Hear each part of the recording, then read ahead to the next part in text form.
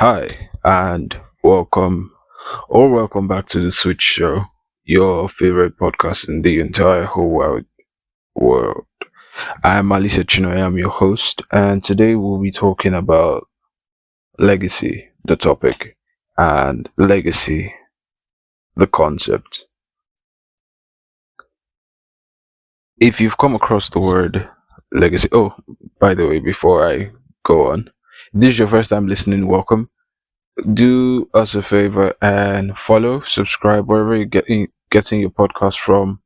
Follow, turn on your notifications so that you're notified when another episode drops.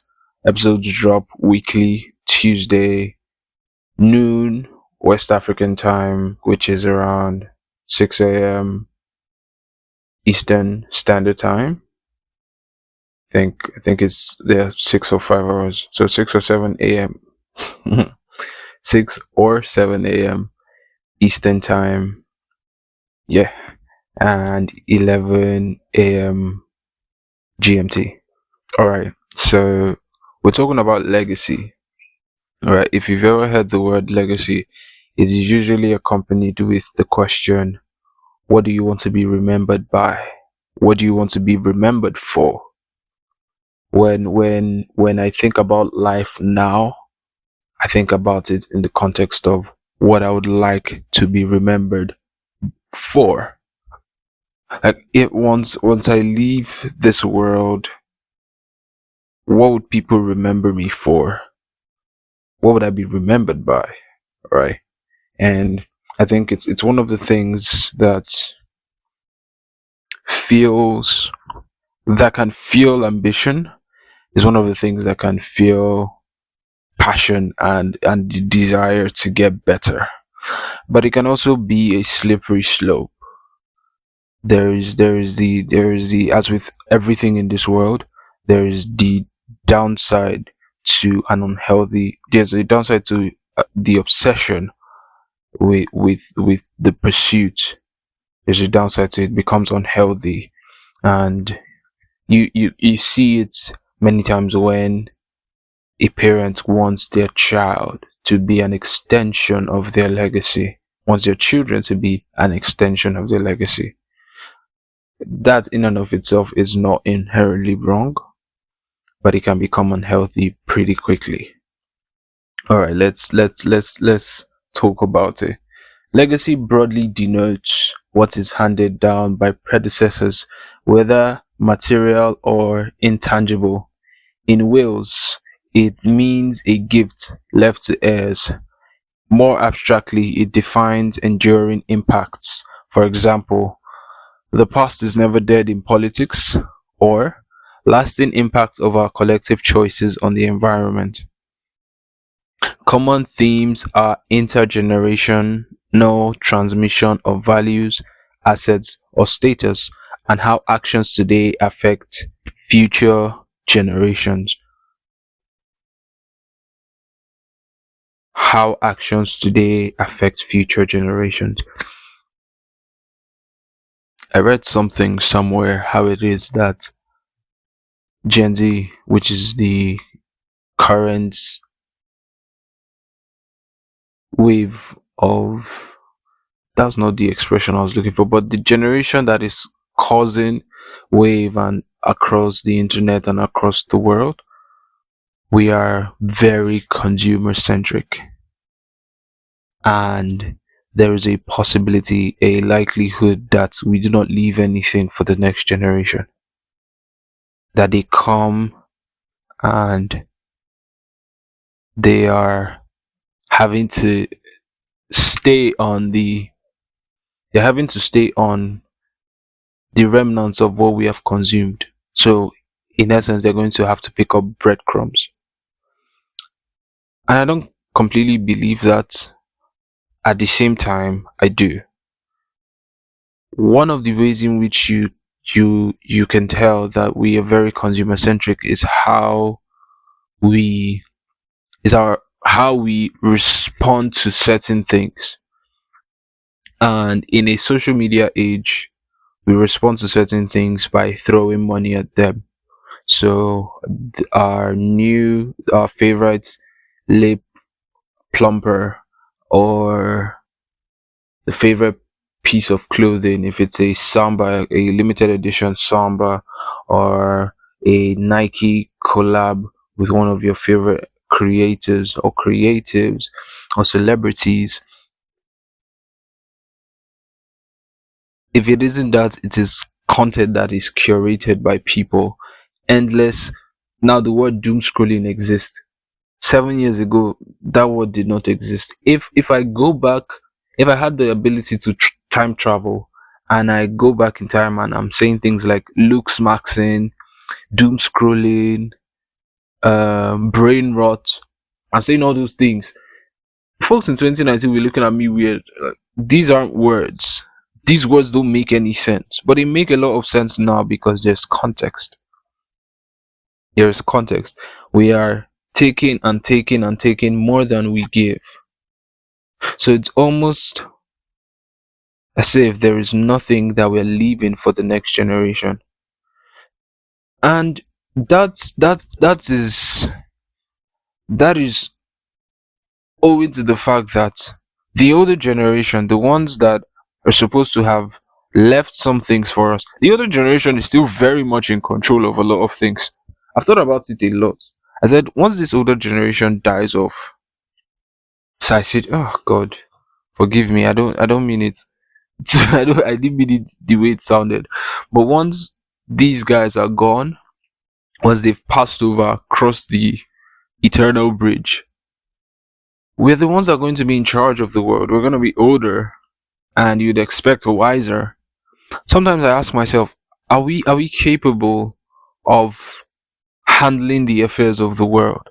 And I think it's one of the reasons why the oldies, the cronies, are still ruling, because they've looked at us and they think that we cannot handle the affairs of the world. If we were given the affairs of the world would collapse in on itself.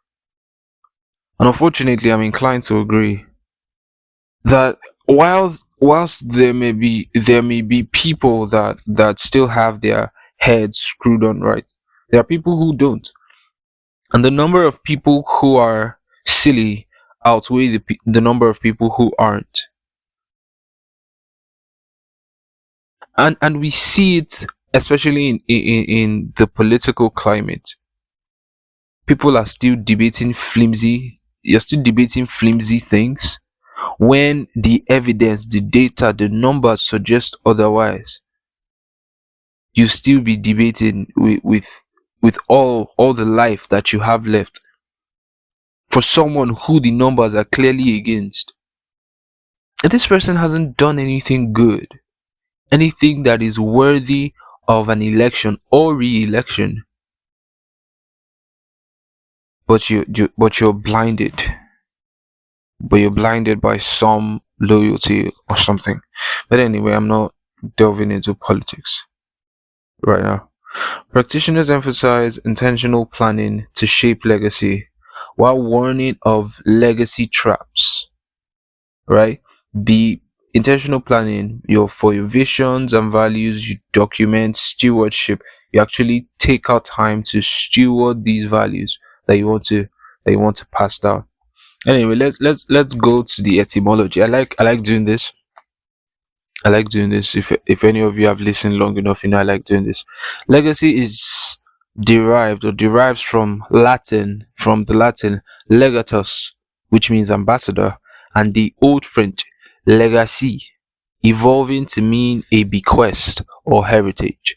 Early meanings referred to messengers or juries, later becoming property left by will.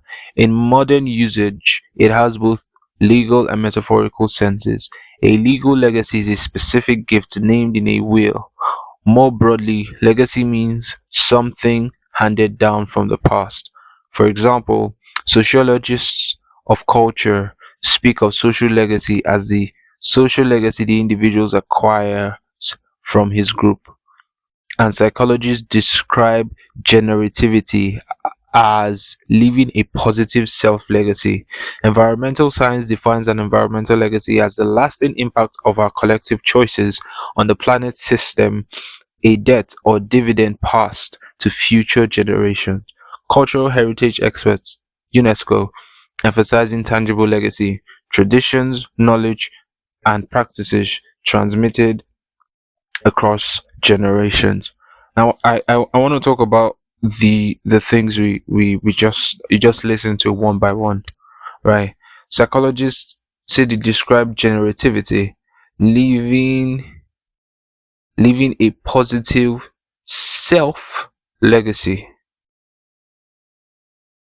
leaving a positive self legacy and that happens through family, work, and community.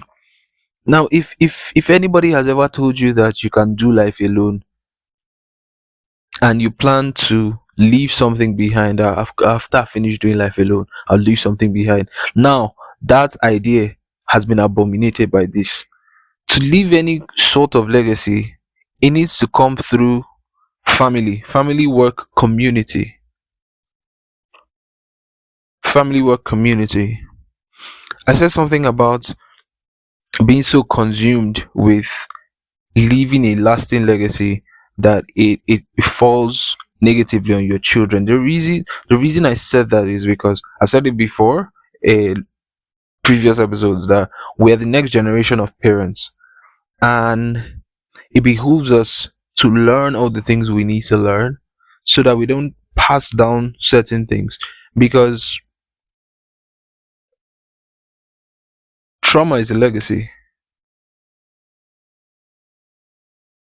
You heard that right. Trauma is a legacy. So if what your parents were used to, their methods and the modes of parenting was what was used on you in an age where we all experience the advent of social media, and the surge, the instant and unbelievably fast surge of social media. If it worked, it doesn't mean it will work for the next generation, because they're not going to be born at the advent of social media. They're going to be born into a social media stricken and driven world. So everything changes. Nothing stays the same. Nothing remains the same. Nothing is what it used to be. So one of the things we need to do is to work on ourselves, to put in the work. There's some things that stay consistent. When we're talking about science stays pretty consistent, except if it's not something that is established as a law. It is still under the fine microscope of scientific research. And as research comes, you learn more, you grow more, you become more, you do more, you see more. But to a very large extent, science stays the same. So for something like behavioral science, that yes, of course, it's nuanced. There's still a science part of it. If a child behaves in this way, there's this is an indication of something greater, something graver. But if you've not put in the work, if you've not learned, if you've not pushed yourself to learn, there is nothing that you would pass on. Or you would pass on something, because the psychological implication of passing down a legacy is producing lasting, it says, contributions. Legacy is inherently positive by definition, but I would beg to differ that you can leave a legacy, whether good or bad. I can leave a legacy, good or bad. It is a choice. At the end of the day, it's a choice. Like everything else in this world, it is a choice. It is a choice. I talked about how we what we do in relation to our environment is either a debt, or let me pull up that line again. It's either a debt or dividend passed to future generations. Already, it's already a debt to future generations. because the environment is crying. It is crying. If you are Nigerian, if you live in Nigeria, you know how crazy it gets. Sometimes I see the weather forecast for the day or for the next day, and I'm seeing heat wave warning, temperatures as high as 42 degrees. I'm wondering, I don't remember this being my reality when I was a kid. I mean, it got pretty hot and it was already toasty at 30 something degrees, but now it's rising up to 42. And Nigerians are really cool and good at adapting. It's sometimes it's admirable, but many times it's not good, because we can adapt to hardship. Or things get hard, I'll just adjust, tweak one or two things, and I'll be okay. And that's how it is. We just say, "Oh, this sun hot to pop on a cap, pop on sunglasses, double the sunscreen. You maybe you never use sunscreen, now you're using sunscreen, and you just enter, and life goes on. Now somebody is probably listening to me and thinking, um I don't think the weather is that big of a deal. It is. It absolutely is. Depending on where in the world you're listening to this from, the see, no matter where you are, the environment is a big deal. Big, very, very. It's important. I know we want to talk about this entire episode. I really wanted to just clamor on social, the psychological, and cultural, moral legacy. I think it would be remiss on me if I hadn't talked about environmental legacy, like leaving a contribution to the environment.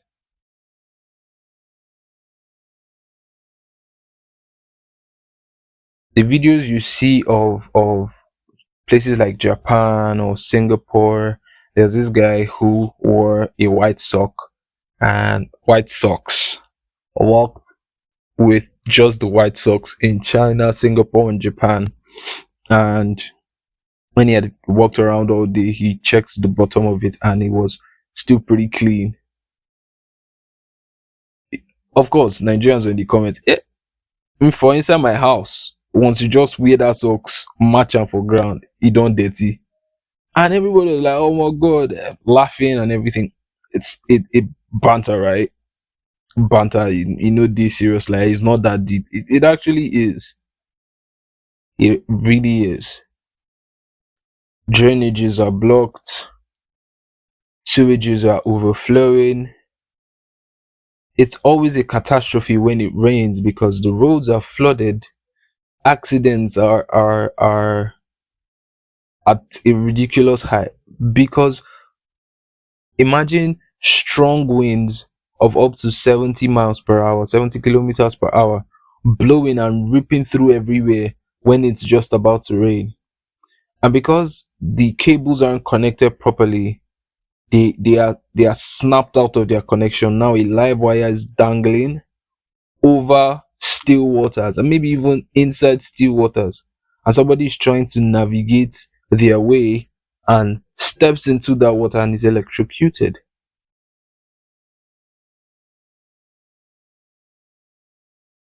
Because nobody's really thinking about the next generation.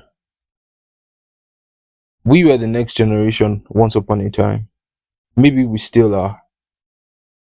And we saw the neglect and we said, okay, if nobody was concerned about me, why should I be concerned about someone else? That is a disgusting way to think.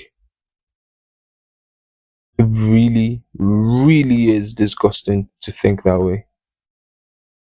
But unfortunately, that is how a lot of people think. That is a lot of people's frame of mind. That's how they think. And I know that talking about legacy from a personal talking about legacy from a personal standpoint, right?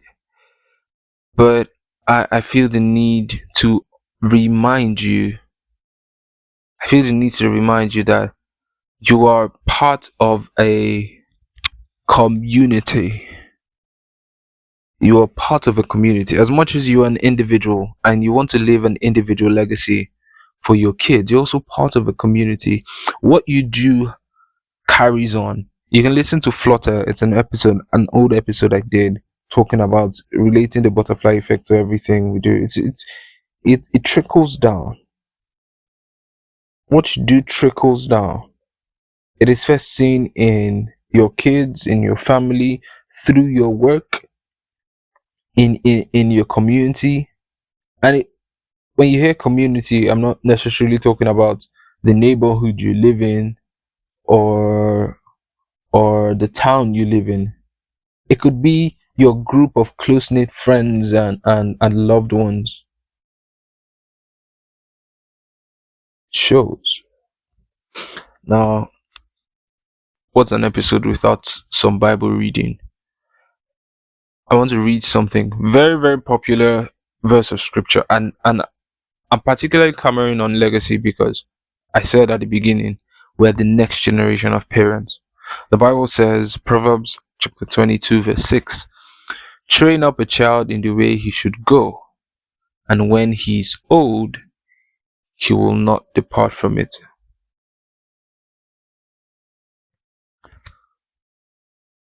Now, of course, this is a Bible book, so it definitely is talking about training up a child in moral excellence, training up a child in the way of the Lord.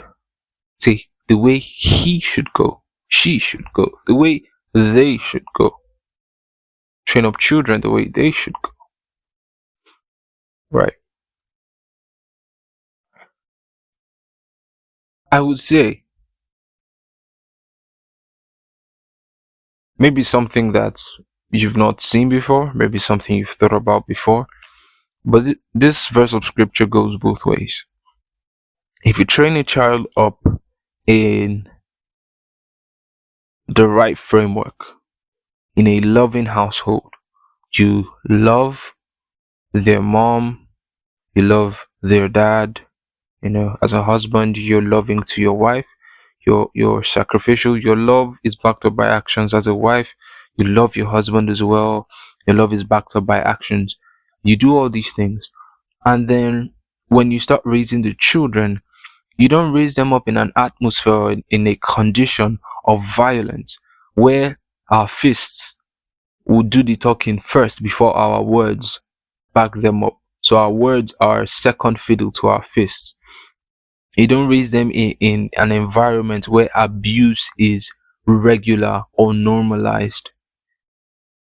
You don't raise them in a place where they don't trust you with feelings or what is going on with their bodies, with their feelings, in their mind, how they feel about certain things, be it the faith, be it certain moral dictates or moral codes that you set in the house. If you raise them in a place where they know that it's okay to make mistakes and they can discuss said mistakes with you, when they are old, they will not depart from it. But if you raise them in a completely different atmosphere, when they are old, they will not depart from it. Like, even when they are old, they will not depart from it. That is the reason why you hear things like generational curses. I mean, yes, some curses are deeply, deeply spiritual. Some curses are things of the mind. They have to do with the mind. They have to do with certain, in quote, value systems that were passed down from parents to children. You hear of generational trauma. It's a choice to pass down trauma. It really is a choice. It really, really is a choice. Speaking of which, this is Joshua talking. It says, "Now therefore fear the Lord, serve him in sincerity and in truth, and put away the gods which your fathers served on the other side of the flood and in Egypt, and serve the Lord. And if it seem evil unto you to serve the Lord, choose you this day whom you will serve, whether the gods which your fathers served that were on the other side of the flood, or the gods of the Amorites in whose land you dwell. But as for me and my house, we will serve the Lord." And the people answered and said, "God forbid that we should forsake the Lord to serve other gods. As for me and my house, we will serve the Lord." It's a commitment. I'm speaking to Christians. It is a commitment. It's a daily choice. It's not a one-off thing. As for me and my house, will serve the Lord. One quem. Case closed. No, it's not. It's not a one-off thing. It's a choice, a continuous one at that. You have to choose to serve the Lord every single day, with every waking breath, with every passing moment. When you take one step, you put one foot in front of the other, you are choosing to serve the Lord. And you take your household, as a man, as a woman, your household. That is why it is important to be of the same faith. That is why the Bible talks about being unequally yoked. If you're not equally yoked, if you do not share the same faith, if you do not believe that Jesus Christ is Lord, it won't work. You can't say, "As for me and my household, we will serve the Lord." It won't work. Can two walk together except they be agreed? So there is your part to play as an individual. Work, work, work. And I'm not talking about work, just work that earns you money. I'm talking about personal work, working on yourself, improving over time, learning what needs to be learned, and constantly learning. Be obsessed, be consumed, be open, be honest, be humble to learn. Just keep learning. Growing doesn't stop until you're dead. You never stop growing. You keep on learning. You could be 70 and something new comes out. You have to learn and grow in that thing. You have to I'm not saying you would always want to keep up with the times, but there's an aspect of learning for the sake of teaching, and being able to contextualize certain things. And to that end, you need to keep learning, you need to keep growing. And now there is the part the where you have to interact with people, relationships. What will your friends know you for? Were you the two-faced boy, the two-faced girl? What can they say that this is irrefutably Malice? I've used myself. This is what Malice stands for. This is who Malice is. I mean, sure, some people are going to get it wrong, but there would be a general consensus on who you are. Now, if you do not care so much about what people think or what people come to a conclusion about, think about it for yourself. Who do I want to be at the end of the day? Do I want to be someone that makes my wife proud? Do I want to be someone that makes my kids proud, my parents proud, my siblings proud? God, do I want to make God proud? Or do I just want to waltz through life and go with the flow, que sera, sera? It's a choice.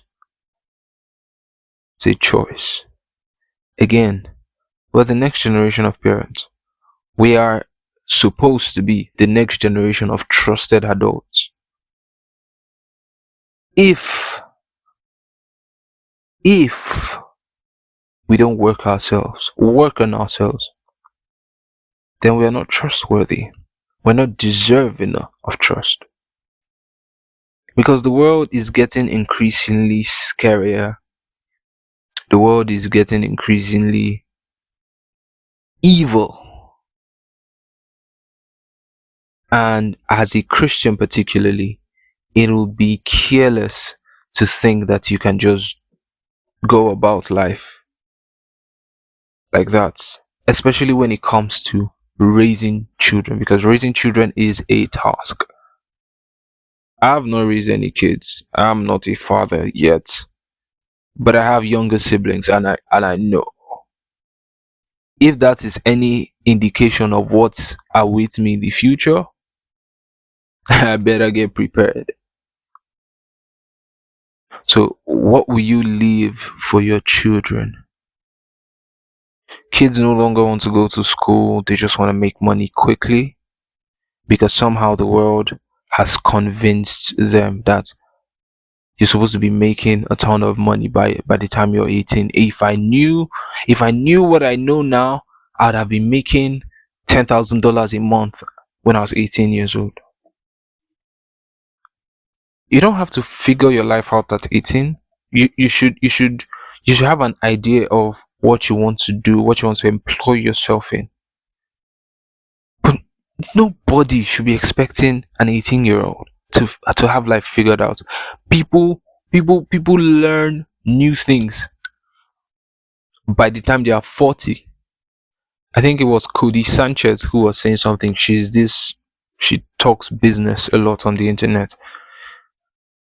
She was convinced when she was 30 that she had gotten to her prime, and now she's pushing 40, and she has realized that she doesn't even know as much as she should, that she should be constantly learning. Now, if a woman who has successful businesses is giving out ideas for free on the internet, and also, of course, paid, who is an author, a New York Times best-selling author, and people listen to for business advice, is telling you that she's pushing 40 and there are many things she doesn't know. Who are you to tell an 18-year-old because you want to sell a course, or because you want to, I don't know what's going on in your head, and pardon me because I'm not going to make any assumptions. Or you tell an 18-year-old that they should be making this amount of, what are you doing? So a generation, and it's eating, it's greed, it's an obsession, a consumption of an illicit desire. Now, a desire doesn't have to be evil to be illicit. A desire doesn't have to be parasitic to be illicit. Well, yes, parasitic is illicit, but a desire that consumes you so much that you lose yourself is illicit. God doesn't want you to lose yourself on the bed of ambition or pursuing your desires, because many times a man's desires can run him to an early grave. So if you don't care what people think of you, what people come up with at the end of your life as your legacy, I would say that's fine. That's fine. The most important thing is that you leave a lasting impression that your kids can bank on, that the family that comes after you years down the line, they can bank on. You might not be a superstar, you might not be a celebrity name, you might not be someone that tears through the record books. You might just be a simple, lowly man who got his act together, worked, and provided a beautiful life for his family. You might just be a simple, lowly woman who pursued her dreams and ambitions to the end of the earth, had wonderful kids, and built a wonderful life with an amazing man.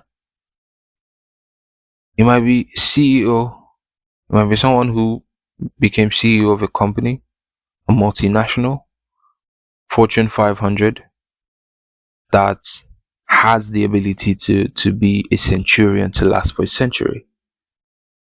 You might be an astronomical celebrity on the scale of the Kardashians and the Jenners and Messi or Ronaldo or Mr. Beast. That might be that for you or not. So leaving a lasting legacy isn't about being a celebrity. That's not what this is about. It's not about who's a celebrity and who's not. It's about ensuring that you live and you lead a life that is worth emulating, that is worth implementing, that is worth being passed down, that contributes substantially to society, directly or indirectly. Thank you for listening. Thank you for coming on this journey. That's about all I have for you right now. And somewhere down the line, we're going to talk about this topic again.